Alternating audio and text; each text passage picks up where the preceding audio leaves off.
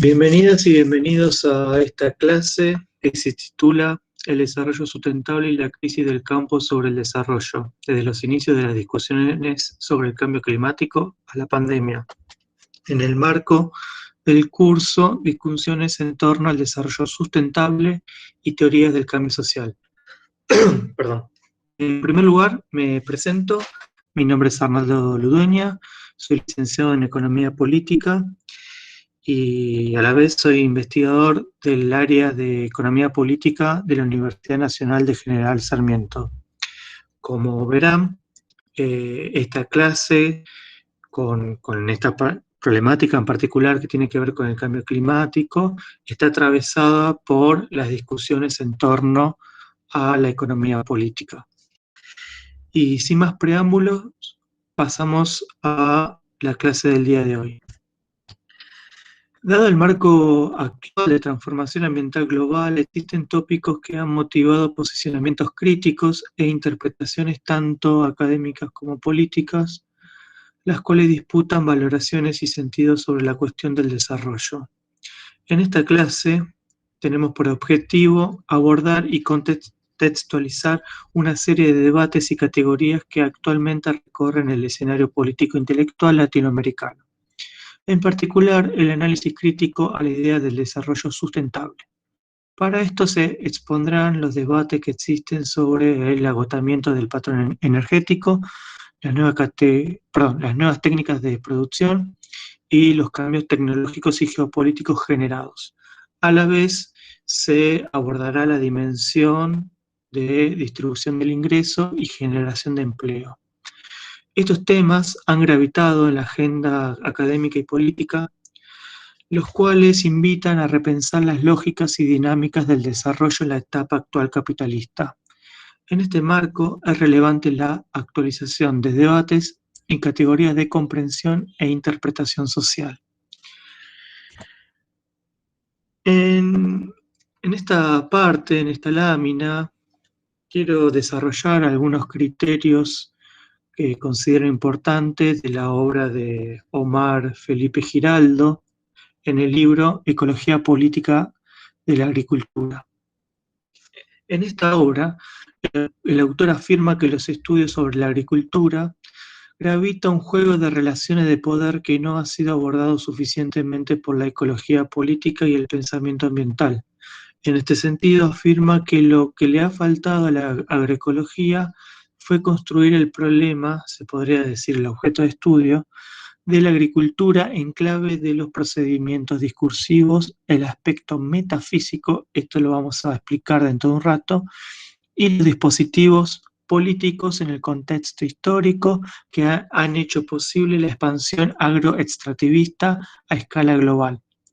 Es por esto por lo que esta obra es un intento de mostrar que las discusiones políticas de la agroecología pueden encontrar un espacio de reflexión si se basan en la ecología política y el postdesarrollo, en vez de establecer el debate en torno al marco del desarrollo sostenible o el desarrollo rural. Este trabajo utiliza la crítica a la modernidad y la crítica al desarrollo como sostén desde el cual se entienden las relaciones entre capital, la cultura y la naturaleza, además de los dispositivos que permiten el control territorial y las corporalidades que habitan en diversos espacios. La crítica que realiza Giraldo hacia el proyecto del desarrollo va más allá de una cuestión semántica. Tiene que ver con cuestionar el modo de producción en toda su magnitud, dando cuenta del conflicto político que desencadena. Este es un conflicto con el proyecto cultural de la modernidad y el orden simbólico que sustenta las significaciones metafísicas del agronegocio extractivo. En este sentido, la obra intenta abrir un campo epistémico para la agroecología y denunciar que el modelo hegemónico no es un desarrollo sostenible ni sustentable. En el primer capítulo, el autor analiza y deconstruye algunos preceptos del pensamiento moderno que le dan sentido a las acciones y los discursos del agroextractivismo. En línea con lo que se dijo en un principio, de que se deben atender los principios que dan sustento al productivismo y a la tarea de extraer lo oculto, esto es la metafísica. Esto para entender cabalmente al agronegocio que considera a la naturaleza como un repositorio de recursos naturales que se encuentran disponibles para ser transformados en mercancías.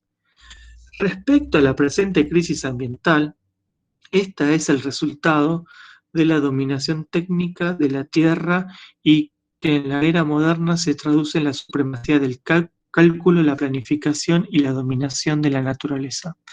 En este sentido, la Revolución Verde de la década del 60 es una expresión de forma en que se relaciona la cultura hegemónica con la naturaleza. Este proceso tiene que ver con la instalación de una serie de tecnologías, incluidas variedades vegetales de alto rendimiento, el abastecimiento controlado del agua, el uso de fertilizantes químicos y plaguicidas, el empleo masivo de maquinaria agrícola, así como el mejoramiento de la genética, la nutrición y la salud animal. Esto es la expresión de una imagen de la tierra como un mero depósito de materias primas disponibles para la explotación económica, pero que debe ser primero explicada y entendida científicamente para el agrocapitalismo que exige altos niveles de productividad de commodities. Allí hay una alianza entre el sistema financiero y la actividad científica y técnica, que ahuecan el planeta y lo degradan en un mero sistema de técnico de cálculo. En el segundo capítulo se revisan las condiciones que facilitaron la expansión del capitalismo por las distintas regiones y cuáles son los efectos de dicha expansión. Esto es el resultado de un razonamiento, economía del agroextractivismo, que establece que la naturaleza y los individuos están sujetos a leyes del mercado, es decir, que se le da trato de mercancía a elementos naturales que no lo son y se perciben a las agencias de individuos como motivaciones de lucro. Es interesante cómo Giraldo retoma a Karl Polanyi para realizar un repaso por la historia ambiental y dar cuenta de cómo esa racionalidad impregnó en la ya mencionada expansión agrocapitalista y se pone el acento en el binomio discursivo desarrollo y pobreza. El autor afirma que la racionalidad económica es la manifestación más radical del pensamiento metafísico, lo que dijimos que es sacar a la luz lo que está oculto. Además, es un parámetro relevante de la cultura occidental y permite comprender todos los aspectos del mundo moderno. Por racionalidad económica se entiende la forma de someter todo lo existente a la dinámica del mercado y de naturalizar al ser humano como un agente motivado por el lucro. Pero como se explicó anteriormente, este pensamiento metafísico no existió por siempre, menos aún la racionalidad económica. Y siguiendo con la línea de Polanyi, el inicio de la transformación que devendrá en la racionalidad económica inició aproximadamente a finales del siglo XVIII, cuando se sustituyó al mercado regulado por un mercado autorregulado, es decir, el libre mercado. El sistema de libre mercado reclama una división institucional en el cual el orden económico es autónomo al orden social. Esta dinámica se diferencia de los sistemas económicos previos, ya que la dinámica económica había estado incrustada y muchas veces subordinada en la dinámica social. Es decir, que la transformación, la economía pasa a ser una institución autónoma que organiza y determina toda la sociedad, ya que cada dimensión del mundo se encuentra subordinado a las explicaciones e intervenciones de la economía. Y se llega al punto en que convierte en mercancía todos los elementos de la naturaleza y al trabajo. Pero para el autor no deberían ser tratados así, ya que no han sido producidas para su venta en el mercado. Pero con la supremacía del libre mercado, tanto el trabajo como la naturaleza se convirtieron en mercancías disponibles para ser compradas y vendidas en los mercados y reguladas por la lógica económica. Ahora pasaremos a hablar del capitalismo contemporáneo en relación a la distribución del ingreso y la generación de empleo. Desde los orígenes del capitalismo que emergen y desaparecen ocupaciones como resultado de la introducción de innovaciones tecnológicas, lo cual generan variaciones cíclicas en los distintos niveles de empleo y desempleo. Y vemos a grandes cantidades de personas obligadas a migrar producto de estos procesos. En las últimas décadas del siglo XX y principios de este milenio, se está gestando una nueva etapa en la cual se enmarca esta tendencia histórica del capitalismo. Si tomamos el artículo de Pinazo 2021, él retoma a Marx, el capítulo 23 en particular, en el cual explica la Ley General de Acumulación Capitalista, en la cual establece que la competencia entre capitalistas lleva a un incremento sistemático de la productividad laboral, la cual se manifiesta, entre otras cosas, en un aumento en la composición orgánica del capital. Las distintas formas que toma esta competencia son variadas a lo largo de la historia del capitalismo. Pero en términos generales podemos decir que las consecuencias sobre el nivel de empleo que tendrán estos aumentos sistemáticos de productividad dependerán de la relación entre estos aumentos y el ciclo económico. ¿Qué quiere decir aumento sistemático de productividad? Es el ahorro de mano de obra por unidad de producto. En otros términos, si el producto total crece más que la productividad, entonces el saldo será mayor nivel de empleo y viceversa, ¿no? Si el producto total crece menos que proporcional que productividad, el saldo será menor. Las consecuencias de estas tendencias no se detienen en esta simple relación, ya que estos aumentos sistémicos de productividad, lo que dijimos que es ahorro de mano de obra por unidad de producto, pueden llegar a tener consecuencias sobre la distribución del ingreso. Y esto repercute en los patrones de consumo o lo que también se dice estructuras de consumo, lo cual pueden dar lugar a situaciones y escenarios de sobreproducción de tal magnitud que derivarían en grandes crisis económicas. Otra característica de este capitalismo contemporáneo tiene que ver con la fragmentación de la producción y la ampliación de escala.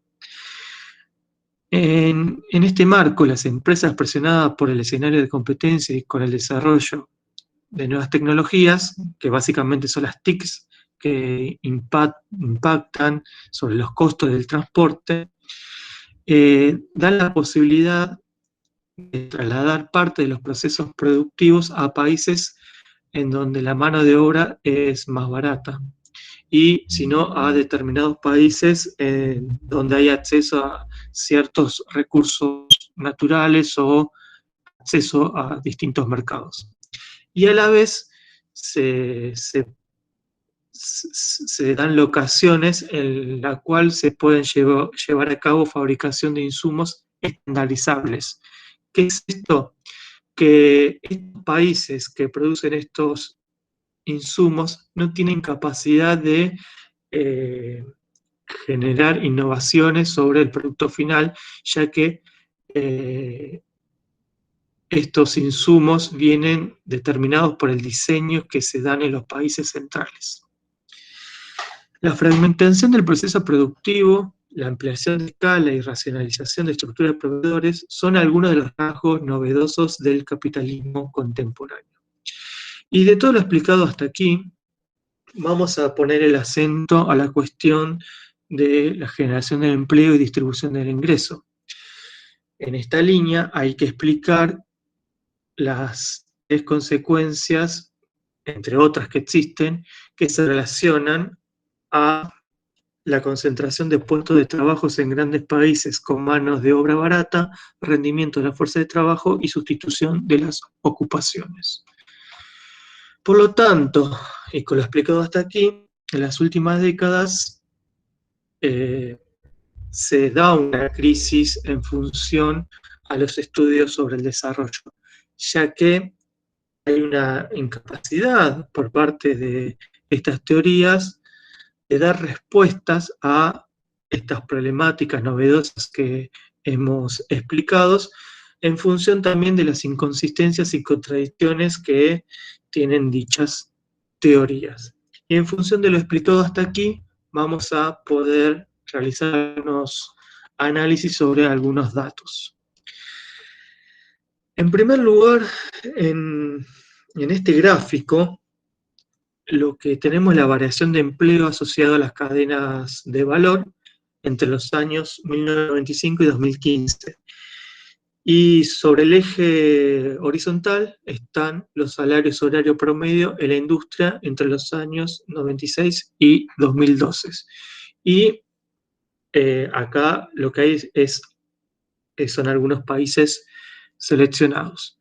En primer lugar, lo que podemos decir es que hay un grupo de países que explican más del 72% del empleo vinculado a las cadenas globales, que son China, India, Brasil y México.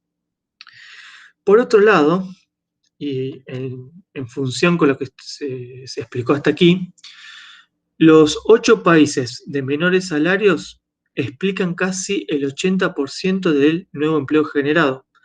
Y antes de este periodo, decía antes del 95, eran el 59% del empleo generado. Aquí se ve un incremento importante.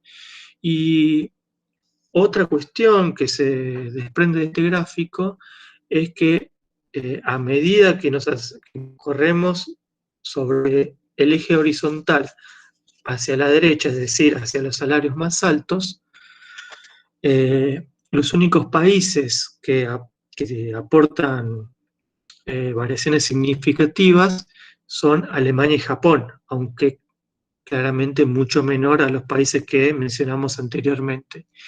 Y que solamente Irlanda y Suiza tienen salarios por encima de la media, pero si vemos el tamaño de estas burbujas, la variación del salario son menores. Y en este gráfico lo que intentamos ver es la distribución del ingreso. En el gráfico anterior fue la generación del empleo y en este gráfico la distribución del ingreso. Y lo que podemos explicar a grosso modo son 2 grandes impactos en este eje de distribución del ingreso.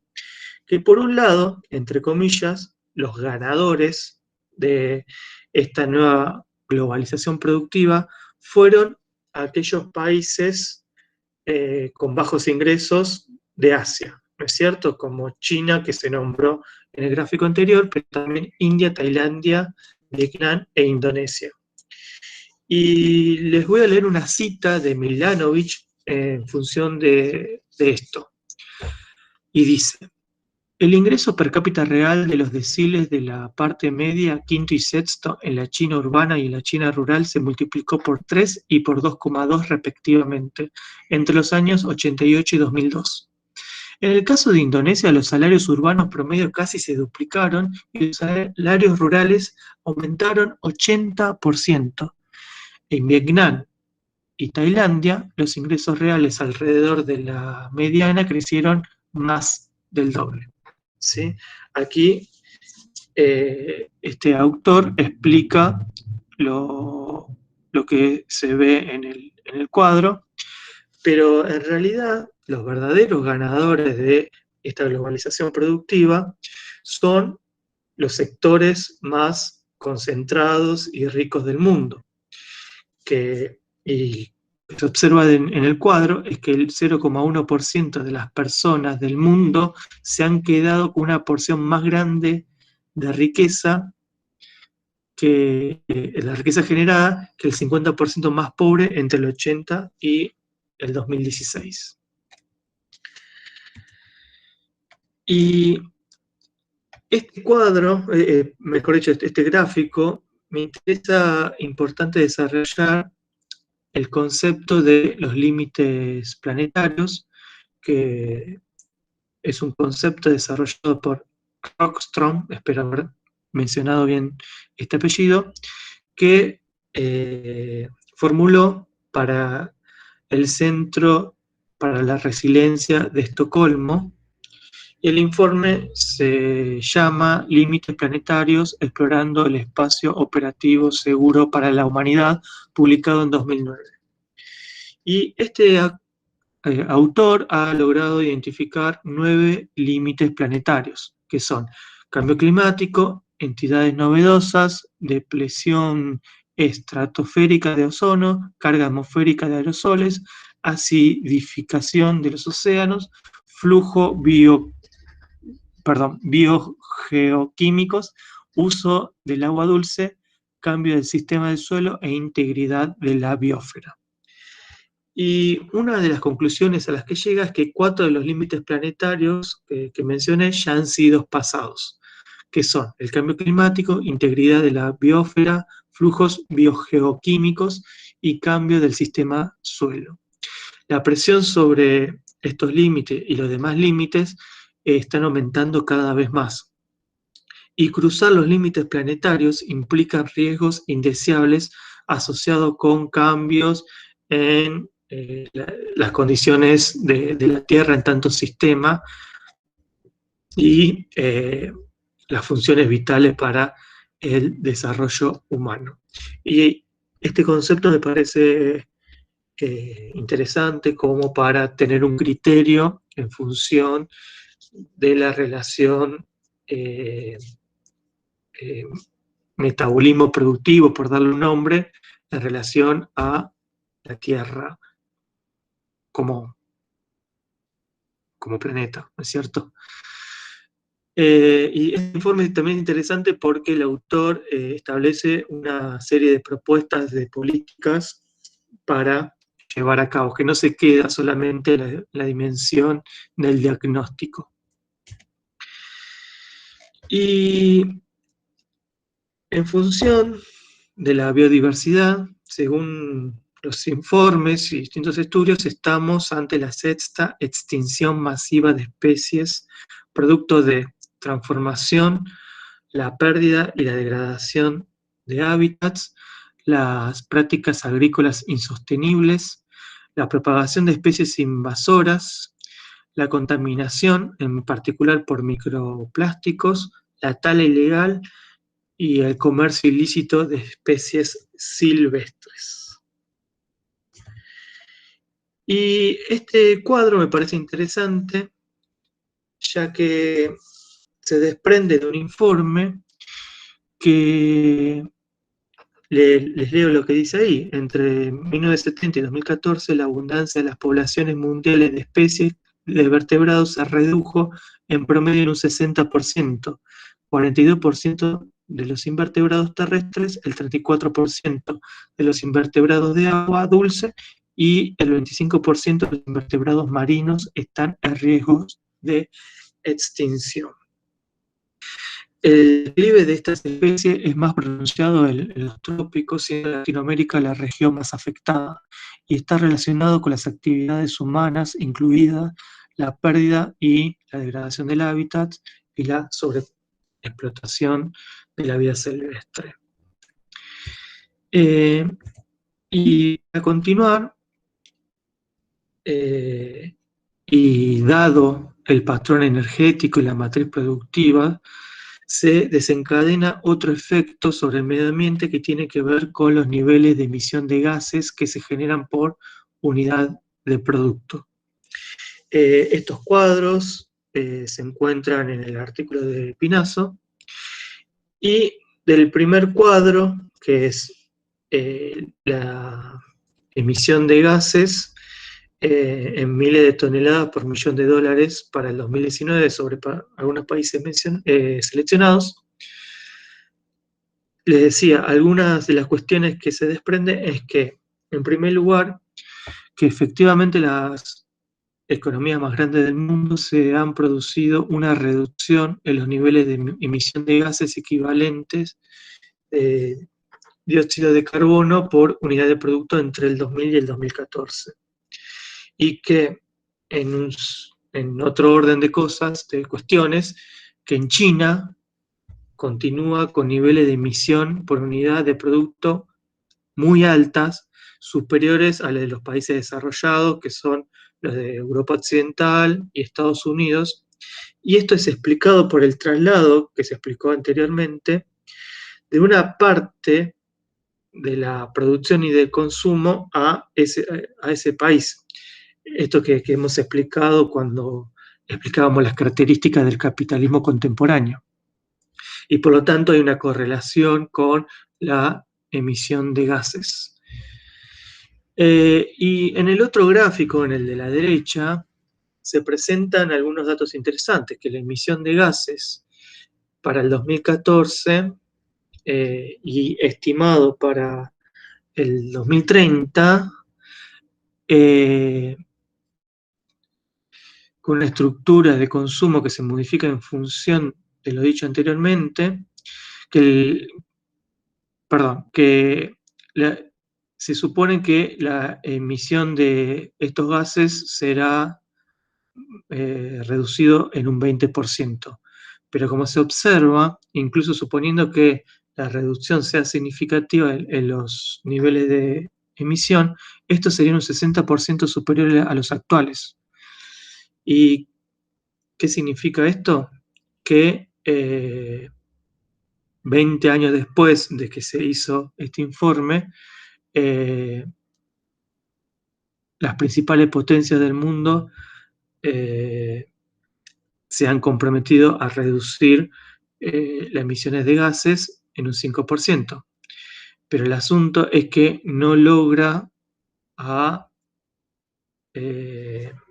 que esta reducción no permite lograr niveles de concentración atmosférica de dióxido de carbono similares a poco menos del doble de los niveles preindustriales. Es necesario reducir la emisión de dichos gases en un orden del 60% de los niveles de aquel entonces, sino que no pudo ni siquiera cumplirse con aquella meta conservadora. Y las consecuencias de la emisión de estos gases en el medio ambiente tienen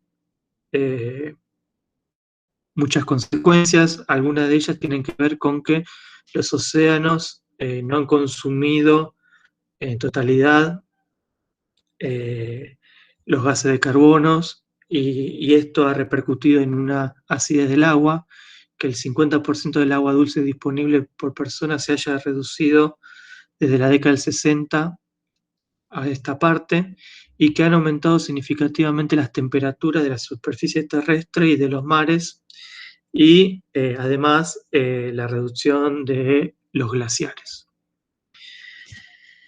Bien, ya hemos explicado algunos criterios conceptuales en primer lugar, luego hemos analizado algunas características del capitalismo contemporáneo, luego hemos analizado algunos datos y en lo que me quiero detener ahora tiene que ver con un debate público que se ha desarrollado en este último tiempo, en particular en Argentina, sobre la relación entre desarrollo económico y medio ambiente.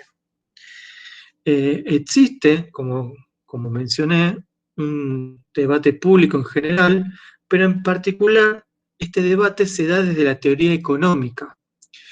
Y lo que se cuestiona y se pone en tela de juicio es la robustez académica y empírica de las preocupaciones por parte de ciertas posturas ambientales. En primer lugar, lo que se puede decir sobre aquellas corrientes o posicionamientos, las antípodas opuestas a estas preocupaciones ambientales, es que no se verifica que quienes desestiman estos temas se encuentran enmarcados en corrientes económicas ortodoxas, neoclásicas, neoliberales. Muy por el contrario, se encuentran dentro del campo de la heterodoxia, muchos de los cuales se posicionan ideológicamente en el campo popular o directamente desde la izquierda. Y los argumentos de estos sectores tienen que ver con que posicionan ciertas prioridades por las cuestiones del medio ambiente, que tienen que ver con incrementos de empleo, generación de empleo, mejor dicho, incrementos de los salarios y generación de divisas para países de los denominados periféricos, como es el caso de Argentina, a través de las exportaciones. Y por otro lado, quienes sostienen posturas ambientales, los podemos encontrar no solamente dentro de la economía, sino en distintos campos de estudio. Y a modo de ejemplo, acá les puse el título de un artículo de Scaletta en el Destape, para que lo puedan buscar si les interesa, en el cual él trata el tema del desarrollo económico y cuidado del medio ambiente. Y quiero citar dos fragmentos de este artículo. En primer lugar, él dice: frente a la esterilidad del debate generado, resulta de vital importancia romper la construcción de la falsa dicotomía entre desarrollo y cuidado ambiental. Estar a favor del desarrollo no significa estar en contra del cuidado del medio ambiente. Y estar a favor del cuidado del medio ambiente no debería ser la negación del desarrollo. Semejante contradicción no es una creación del ecologismo, sino de su rama sectaria, una corriente de banderas brumosas con profusa difusión gracias al potente respaldo de la geopolítica. En primer lugar, lo que podemos decir de esta cita, si bien es un artículo de opinión, que no desarrolla el concepto de desarrollo económico. En función de lo que se está explicando a lo largo de todo este curso, es que desarrollo económico no es igual a crecimiento económico. Y otro fragmento que quería leerles es el siguiente. En una economía como la Argentina existe un dato básico no incorporado al sentido común de la población: aumentar salarios, o pensando en el conjunto de la economía, aumentar la masa salarial demanda dólares. Si se quiere avanzar en una inclusión social, se necesita aumentar la provisión de divisas. De lo que se puede deducir de este fragmento y de lo que propone Scaletta es que lo que hay que hacer es crecer, es decir, producir más, así se puede, en función de eso, distribuir.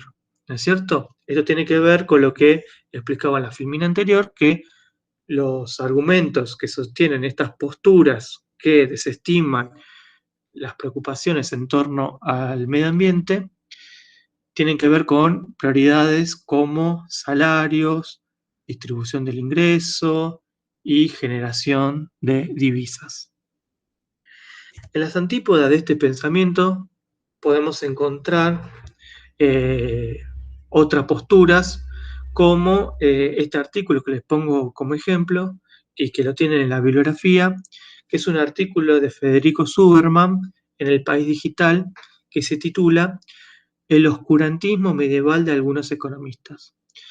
Y lo que me parece interesante de este artículo, más allá de que sirve como expositor de otra postura respecto a la cuestión del medio ambiente, tiene que ver con que desarrolla este debate a partir de conceptos de la economía política.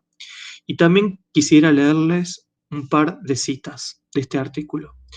El primero, dice Zuberman: a contramano de su formación, pareciera que este perfil de economistas deja de lado la economía política y se reduce a una economía neoclásica pura y mucho más ortodoxa que la heterodoxa.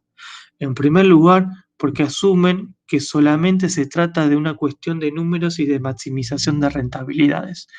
Desconocen u olvidan que detrás de esos números pueden haber límites impuestos por las dinámicas propias de la naturaleza y un deterioro en la calidad de vida de millones de seres humanos. Esta cita me parece interesante porque la podemos relacionar con los límites que estaban en el esquema de Rockstone.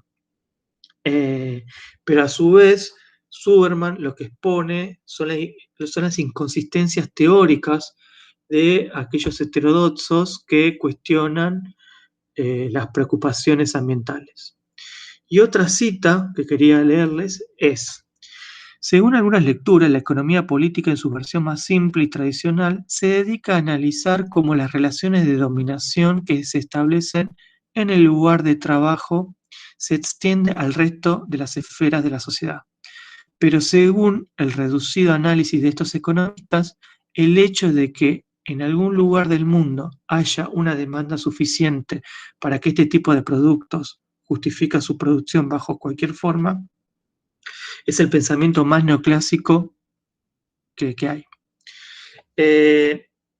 Y este fragmento me parece también interesante, y un poco en línea con lo anterior, ya que aplica las dimensiones de la economía política para refutar los principios de estos supuestos economistas heterodoxos que desmerecen las cuestiones ambientales para priorizar otras cuestiones como distribución del ingreso, que como explicamos anteriormente, en el capitalismo contemporáneo no se estaría verificando que garantizar las condiciones de estos sectores extractivistas generarían mejor distribución del ingreso o mejores salarios. Por el contrario, son aquellos países con mano de obra barata que lograron insertarse en esta nueva dinámica del capitalismo contemporáneo. Y para cerrar, en esta clase hemos presentado algunas reflexiones en torno al modo en que estamos articulados y en el cual están articulados los problemas del capitalismo contemporáneo, y que tiene que ver con una crisis ambiental en torno a la generación de empleo y a la distribución del ingreso. Para esto se han planteado ciertos criterios teóricos, conceptuales, que ayudan a dimensionar esta problemática y comprender los datos sobre este tema que hemos expuesto. Por otro lado, presentamos las controversias en torno al debate del desarrollo económico y medio ambiente. Y hemos visto cómo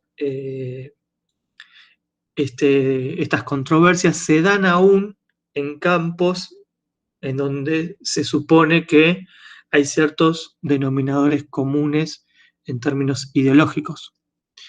Y lo que se demostró es que el capitalismo es un modo de producción que funciona en estadios crónicos de crisis. Y en muchos sentidos,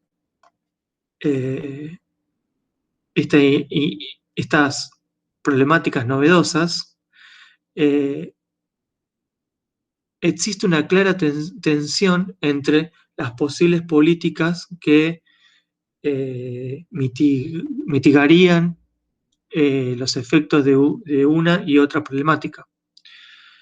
En otros términos, la magnitud de las políticas que tienen que ver con distribución del ingreso sería necesaria para amortiguar las consecuencias del ahorro de la mano de obra que se explicó en un principio y la desaparición de ciertas ocupaciones que se darán con casi seguridad, y que las consecuencias sobre el medio ambiente serán más que significativas. Es por esto que en la frase de la lámina ponemos que es necesario volver a pensar las bases de la producción, la organización social del trabajo y el consumo, que son base del capitalismo. Así que con esto cerramos esta clase y nos estaremos viendo.